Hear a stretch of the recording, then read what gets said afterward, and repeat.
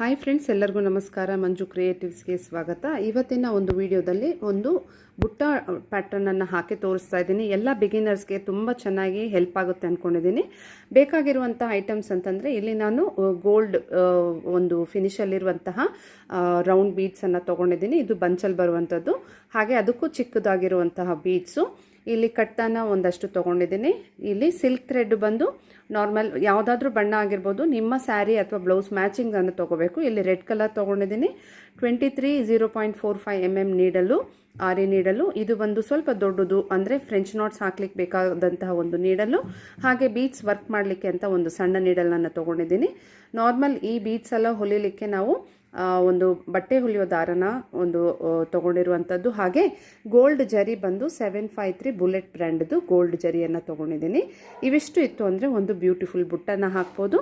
ಇದರಿಂದ ಹೇಗೆ ಹಾಕ್ತೀನಿ ಅನ್ನೋದನ್ನು ಕೊನೆ ತನಕ ವಿಡಿಯೋ ನೋಡಿ, ಮಧ್ಯದಲ್ಲಿ ಸ್ಕಿಪ್ ಮಾಡ್ದಿರಾ. ಮೊದಲನೇ ಬಾರಿ ನೋಡ್ತಿರೋರು ದಯವಿಟ್ಟು ಸಬ್ಸ್ಕ್ರೈಬ್ ಮಾಡ್ಕೊಳ್ಳಿ ಅಂತ ಹೇಳ್ತಾ ಬನ್ನಿ ಈಗ ಆ ಡಿಸೈನ್ ನೋಡೋಣ. ಮೊದಲಿಗೆ ನಾನು ಡಿಸೈನನ್ನು ಬರ್ಕೊಳ್ಬೇಕು. ಅಂದರೆ ಒಂದು ಸಿಂಪಲ್ ಮೋಟಿವ್ ಆದ್ದರಿಂದ ಸಿಂಪಲ್ ಪ್ಯಾಟರ್ನಲ್ಲೇ ನಾನು ಡ್ರಾ ಮಾಡ್ಕೋತೀನಿ. ಇದಕ್ಕೆ ಯಾವುದೇ ರೀತಿ ಡ್ರಾಯಿಂಗ್ ಗೊತ್ತಿರಬೇಕು ಅಂತೇನಿಲ್ಲ. ವಿ ಶೇಪಲ್ಲಿ ಈ ರೀತಿ ಅಗಲಕ್ಕೆ ಒಂದು ಪ್ಯಾಟರ್ನ್ ಬರ್ಕೊಳ್ಳಿ. ಆಮೇಲಿಂದ ಇದನ್ನು ಹೀಗೆ ಈ ಥರ ಮಾಡ್ಕೋಬೇಕು. ಇದಾದಮೇಲಿಂದ ಮಾರ್ಕಿಂಗ್ ಯಾವ ರೀತಿ ಮಾಡಬೇಕು ಅಂದರೆ ಸೆಂಟರ್ಗೆ ಒಂದು ಮಾರ್ಕಿಂಗ್, ಜಸ್ಟು ಇದು ಬೀಡ್ಸ್ ಹಾಕಲಿಕ್ಕೆ. ಇದು ವಿ ಶೇಪಲ್ಲೇ ಬರೋದ್ರಿಂದ ಇದು ಇದೇ ರೀತಿಯೇ ಒಂದು ಮಾರ್ಕ್ ಬರಲಿ. ಹಾಗೆ ಇದರ ಮಧ್ಯದಲ್ಲಿ 2 ಸಮಾನಾಂತರವಾಗಿ ಈ ರೀತಿ ನಾವು ಗೆರೆಗಳನ್ನು ಹಾಕ್ಕೊಂಡ್ರೆ ಸಾಕು. ಮತ್ತು ಇಲ್ಲಿ 2 ಲೀಫನ್ನು ನಾವು ಬರ್ಕೋಬೇಕಾಗತ್ತೆ. ಅದನ್ನು ಆಮೇಲೆ ತೋರಿಸ್ತೀನಿ. ಫಸ್ಟಿಗೆ ಈಗ ಬಟ್ಟೆ ಹೊಲಿಯೋ ದಾರನ ನಾನು ತೊಗೊಂಡು ಜಸ್ಟ್ ನಾವು ಬೀಡ್ಸನ್ನು ಹಾಕಬೇಕು. ಇಲ್ಲಿಂದನೇ ಸ್ಟಾರ್ಟ್ ಮಾಡ್ತೀನಿ, ಯಾಕಂದರೆ ನಮಗೆ ಕರೆಕ್ಟಾಗಿ ಬರಬೇಕಲ್ಲ. ಹಾಗಾಗಿ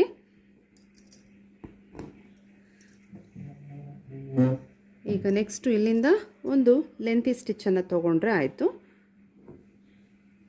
4 ಬೀಡ್ಸ್ಗೆ ಬೇಕಾದಷ್ಟು ಜಾಗ ನೋಡಿಕೊಂಡು ಲಾಂಗ್ ಆ್ಯಂಡ್ ಶಾರ್ಟ್ ಸ್ಟಿಚ್ ಕೊಟ್ಟು ಈಗ ಬೀಡ್ಸನ್ನು ಒಂದೊಂದಾಗಿ ನಾವು ಸ್ಟಿಚ್ ಮಾಡ್ತಾ ಹಾಕಬೇಕಾಗತ್ತೆ.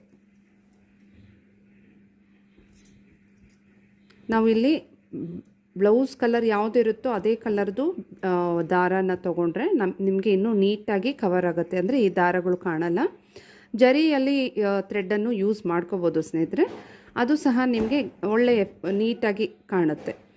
ಈಗ ನೋಡಿ ನಮ್ಮದು ಇದಾಯಿತು. ಇಲ್ಲಿಂದ ನಾನು ಒಂದು ಲಾಕ್ ಸ್ಟಿಚ್ ಥರ ಕೊಟ್ಟು ಪಕ್ಕದಲ್ಲಿ ಒಂದು ಸ್ಮಾಲ್ ಸ್ಟಿಚ್ ತೊಗೊಂಡು ಮತ್ತು ನಾನು ಸೇಮ್ ಇದೇ ಡೈರೆಕ್ಷನಲ್ಲಿ, ನಿಮಗೆ ಸ್ವಲ್ಪ ಕನ್ಫ್ಯೂಷನ್ ಆಗುತ್ತೆ ಅನ್ನೋದಾದರೆ ನೀವು ಇದನ್ನು ಲೈನ್ಸನ್ನು ಬರ್ಕೊಂಡು ರೇಸ್ ಥರ ಬರೆದ್ಬಿಟ್ಟು ಮಾಡ್ಕೋಬೋದು.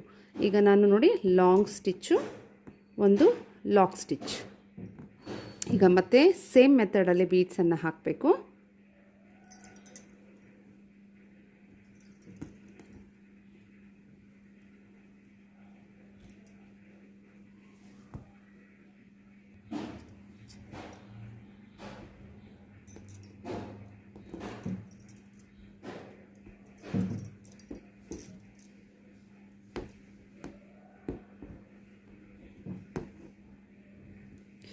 ಇದೇ ರೀತಿಯೇ ನಾವು ಎಲ್ಲ ಲೈನ್ಸನ್ನು ನಾವು ಫಸ್ಟಿಗೆ ಇದನ್ನು ಹಾಕ್ಬಿಡಬೇಕು.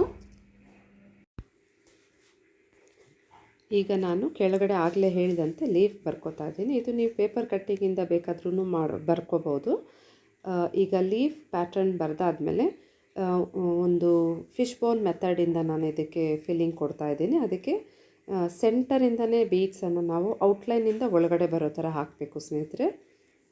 ಈಗ ಕಟ್ಟಾನ ತೊಗೊಂಡು ಸೆಂಟರ್ಗೆ ಬಂದು ಒಂದು ಸ್ಟಿಚ್ ಕೊಟ್ಟು ಲಾಕ್ ಮಾಡಿ, ಮತ್ತು ಲೆಫ್ಟ್ ಆರ್ ರೈಟಿಗೆ ಹೋಗಬೇಕು.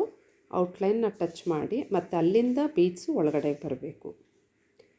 ಈಗ ಒಂದು ಲೆಫ್ಟ್ ಆಯಿತು ಅಂದರೆ ನೆಕ್ಸ್ಟು ರೈಟ್ ಸೈಡಿಗೆ ಹೋಗ್ತೀವಿ.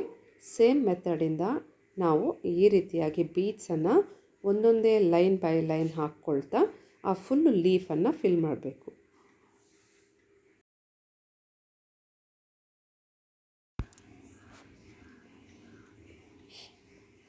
ಇದೇ ರೀತಿ ನಾವು 2 ಕಡೆ ಫಿಶ್ ಬೋನ್ ಮೆಥಡಿಂದ ಕಟ್ದಾನನ್ನು ಹಾಕ್ಕೊಂಡು ಬರಬೇಕು. ಇದು ಒಂದು ಲೀಫನ್ನು ಔಟ್ಲೈನ್ ಕೊಟ್ಟು ಹಾಕ್ಬೋದು, ಆದರೆ ಹಾಗೇನೂ ಈ ರೀತಿಯಾಗಿ ಹಾಕಿ ಆಮೇಲೆ ನಾನು ಔಟ್ಲೈನ್ ಕೊಡ್ಬೋದು ಸ್ನೇಹಿತರೆ. ಸ್ವಲ್ಪನೂ ಆ ಒಂದು ಲೀಫ್ ಪ್ಯಾಟರ್ನ್ ಏನು ಬರೆದಿದ್ದೀವೋ ಸ್ವಲ್ಪನೂ ಜಾಗ ಖಾಲಿ ಇಲ್ಲದಂತೆ ಕರೆಕ್ಟಾಗಿ ಎಷ್ಟಾಗುತ್ತೋ ಅಷ್ಟು ಬೀಡ್ಸನ್ನು ಕೊಟ್ಟು ಇದು ಕಂಪ್ಲೀಟ್ ಮಾಡ್ಕೋಬೇಕು. ಇದೇ ಮೆಥಡಿಂದ ಇನ್ನೊಂದು ಲೀಫನ್ನು ಫಿಲ್ ಮಾಡ್ತೀನಿ.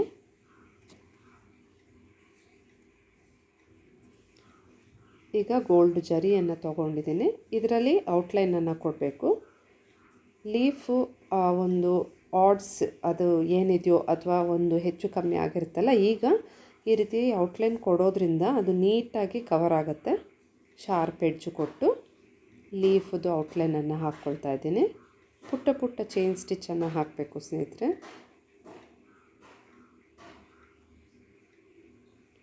ಈಗ ವಿ ಶೇಪ್ ಇತ್ತಲ್ವ, ಈಗ ಈ ಲೀಫು ಆ ಲೀಫು ಆದಮೇಲೆ ವಿ ಶೇಪ್ ಇತ್ತಲ್ಲ, ಅದನ್ನು ಸೇಮ್ ಇದೇ ರೀತಿ ಔಟ್ಲೈನ್ ಕೊಟ್ಟು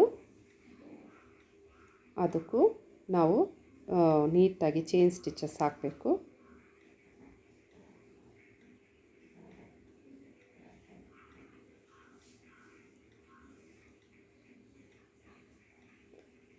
ಇಷ್ಟೇ ಹಾಕಿ ನಾವು ಬಿಡ್ಬೋದು ಸ್ನೇಹಿತರೆ. ಆ ಬೀಡ್ಸು ಹೊರಗಡೆ ಇರುವಂಥ ರೇಸ್ಗೂ ಬೇಕು ಅಂತಂದರೆ ನಾವು ಔಟ್ಲೈನಲ್ಲಿ ಬಿಡಿ ಬಿಡಿಯಾಗಿ ನಾವು ಪೆಟಲ್ ಫಾರ್ಮೇಷನ್ ಮಾಡಿಕೊಂಡ್ರೆ ತುಂಬ ಚೆನ್ನಾಗಿರುತ್ತೆ. ಹಾಗಾಗಿ ಈಗ ನಾನು ಈ ರೀತಿಯಾಗಿ ಇಲ್ಲಿ ನೀವು ಪೆಟಲ್ ಫಾರ್ಮೇಷನ್ ಮಾಡುವಾಗ ಮೇಲ್ಗಡೆ ಬ್ಲಂಟ್ ಆಗಾದರೂ ಸರಿ, ಶಾರ್ಪ್ ಆಗಾದರೂ ಸರಿ, ನಿಮಗೆ ಯಾವ ರೀತಿ ಬೇಕೋ ಪೆಟಲ್ ಫಾರ್ಮೇಷನ್ ಮಾಡ್ಕೋಬೋದು. ಸೆಂಟರ್ಗೆ ಹೋಗಿ ಹಾಗೆ ಮೇಲೆ ಬರಬೇಕು. ಇದೇ ರೀತಿ ಎಲ್ಲ ಪೆಟಲ್ಸನ್ನು ಹಾಕಿ ಕಂಪ್ಲೀಟ್ ಮಾಡ್ಕೋಬೇಕು ಸ್ನೇಹಿತರೆ.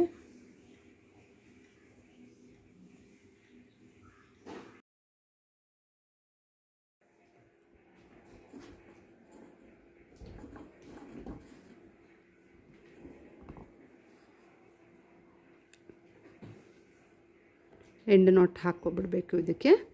ಆಮೇಲಿಂದ ನಾನು ಫಿಲ್ಲಿಂಗ್ ಒಳಗಡೆ ಈ ಒಂದು ಟ್ರಯಾಂಗಲ್ ಫಿಲ್ ಮಾಡೋದು ತೋರಿಸ್ತೀನಿ.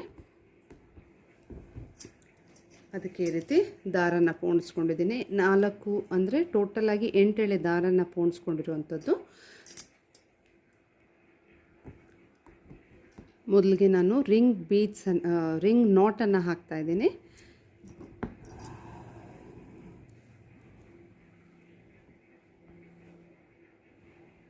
ಈ ರೀತಿ ಹಾಕೋಕ್ಕೂ ಮೊದಲು ಯಾವಾಗಲೂ ಅಷ್ಟೇ ನಾವು ರಫ್ ಸ್ಟಿಚ್ಚನ್ನು ಕಂಪಲ್ಸರಿ ಹಾಕ್ಕೋಬೇಕು. ಇದರಿಂದ ನಮ್ಮ ಒಂದು ಸ್ಟಿಚ್ಚು ಅಂದರೆ ರಿಂಗ್ ನಾಟ್ಸು ತುಂಬ ಚೆನ್ನಾಗಿ ಬರುತ್ತೆ.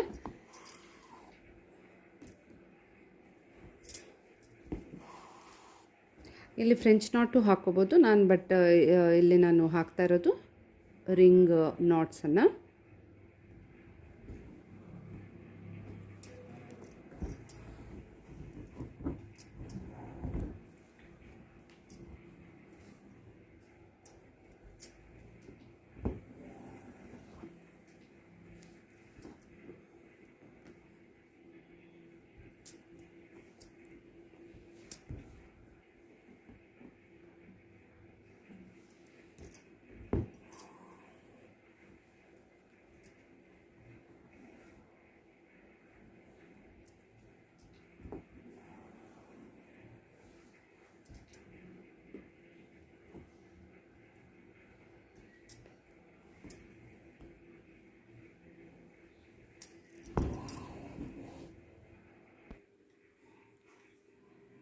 ಸೆಕೆಂಡ್ ಲೇಯರ್ ಹಾಕುವಾಗ ನಾವು ಒಂದು ಗಮನ ಕೊಡಬೇಕು. ನೋಡಿ, ಸ್ವಲ್ಪ ಕೆಳಗಡೆ ಹಾಕಿದ್ದೀನಿ ಫಸ್ಟ್ ಲೇಯರ್ಗಿಂತ.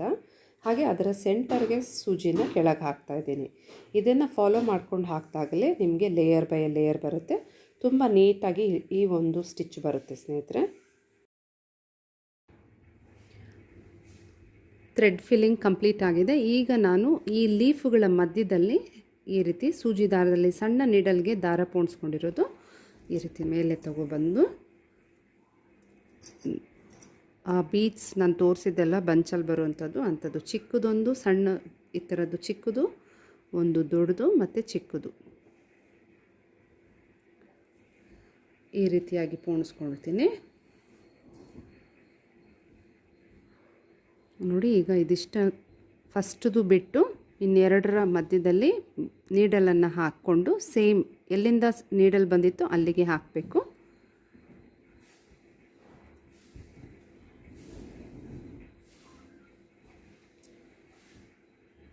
ಒಂದಾಗಿದೆ. ಈ ಥರನೇ ಈಗ ಪಕ್ಕದಲ್ಲಿ ಈ ಕಡೆ ಒಂದು, ಎರಡೂ ಕಡೆನೂ ಒಂದೊಂದು ಹಾಕಬೇಕು.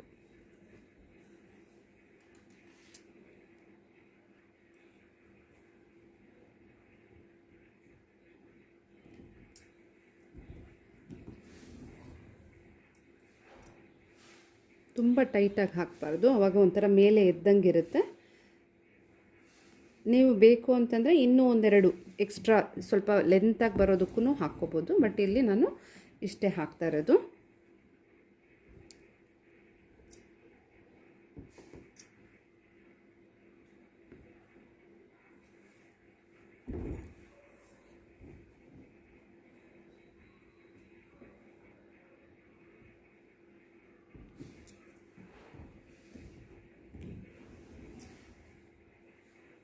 ಈಗ ಇದಕ್ಕೂ ನಾವು ಎಂಡು ನಾಟನ್ನು ಹಾಕ್ಬಿಡ್ತೀನಿ. ಈ ರೀತಿ ಬಂದಿರುವಂಥದ್ದು ಇದು ನೋಡಿ ಫ್ರೆಂಡ್ಸ್. ಈಗ ನಮ್ಮ ಈ ಬುಟ್ಟ ಡಿಸೈನು ಕಂಪ್ಲೀಟ್ ಆಗಿದೆ. ಈ ರೀತಿ ಸಿಂಪಲ್ ಬುಟ್ಟನೇ ನೀವು ಬ್ಲೌಸ್ ಡಿಸೈನ್ಸಲ್ಲಿ ಹಾಕ್ಕೋಬೋದು. ಈಗ ಚಿತ್ರದಲ್ಲಿ ನೋಡ್ತಾ ಇರೋ ಥರ ಸ್ಲೀವಲ್ಲಿ ಅಲ್ಲೊಂದು ಹಾಕ್ಕೊಂಡು ಬ್ಯಾಕ್ ನೆಕ್ಕು ಫ್ರಂಟ್ ನೆಕ್ಕಲ್ಲಿ ಕೂಡ ಹಾಕ್ಕೋಬೋದು. ಮತ್ತು ಇಲ್ಲಿ ಈ ಥರ ಬುಟ್ಟಾಸನ್ನು ಹಾಕ್ಕೊಂಡು ಕೂಡ ನಾವು ಬ್ಲೌಸ್ ಡಿಸೈನ್ಸ್ ಮಾಡಿಕೊಂಡಾಗ ಒಂದು ಡಿಸೈನರ್ ಬ್ಲೌಸ್ ಆಗಿ ಅದು ತುಂಬ ಚೆನ್ನಾಗಿ ಕಾಣುತ್ತಲ್ವ. ನಿಮ್ಮೆಲ್ಲರಿಗೂ ಇಷ್ಟ ಆಗಿದೆ ಅನ್ಕೋತೀನಿ. ಈ ಥರದ ಇನ್ನಷ್ಟು ವೀಡಿಯೋಸ್ ಅಪ್ಲೋಡ್ ಮಾಡ್ತಾ ಇರ್ತೀನಿ. ಹಾಗಾಗಿ ಯಾರ್ಯಾರು ಇನ್ನೂ ಸಬ್ಸ್ಕ್ರೈಬ್ ಮಾಡಿದ್ರು ದಯವಿಟ್ಟು ಸಬ್ಸ್ಕ್ರೈಬ್ ಮಾಡಿ. ಹಾಗೆ ಆನ್ಲೈನ್ ಕ್ಲಾಸ್ನ ಮಾಹಿತಿಗೋಸ್ಕರ ನನ್ನ ವಾಟ್ಸಪ್ಗೆ ಮೆಸೇಜ್ ಮಾಡಿ. ವಿಡಿಯೋನ ಕೊನೆ ತನಕ ನೋಡಿದ ತಮ್ಮೆಲ್ಲರಿಗೂ ಧನ್ಯವಾದಗಳು ಫ್ರೆಂಡ್ಸ್.